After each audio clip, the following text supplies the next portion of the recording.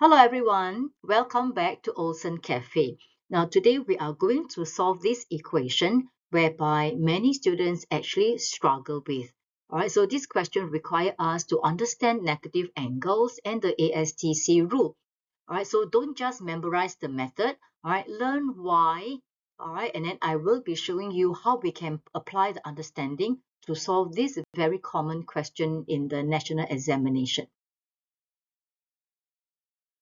So let us understand the fundamentals. The number one things that we need to take note here is none other than the ASTC rule, which is add sugar to coffee. Right? So over here, what we need to take note here is 2x.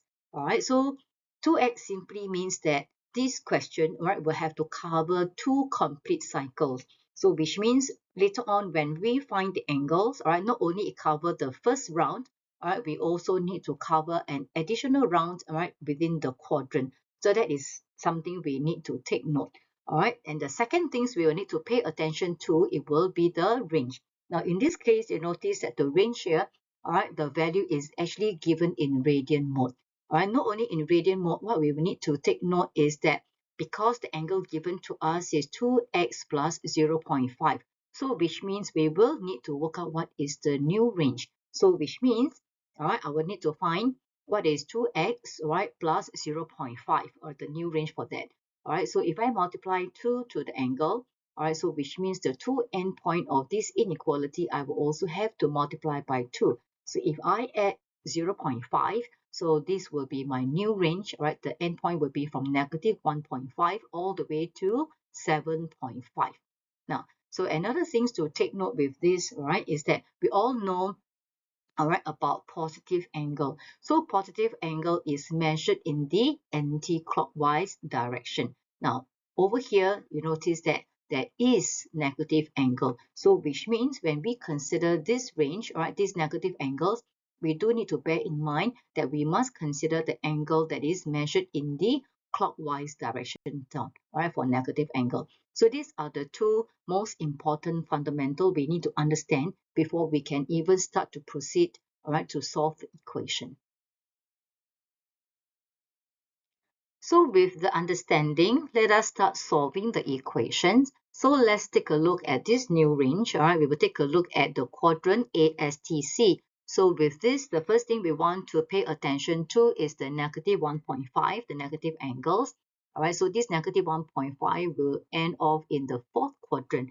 So this will give us negative 1.5, and because that the angle here is 2x plus 0.5, which means the angle that we want to find here, it will cover the first cycle, and then it will go another cycle, so which means it will end off here at 7.5, which is the end point here, the end value, which is 7.5.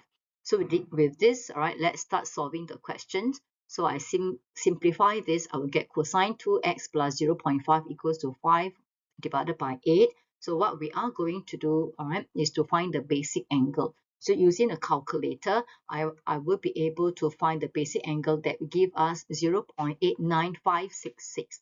Yeah, so with this, do pay attention, because the range here is given in radian mode. So when we find the basic angle, make sure your calculator is already in the radian mode.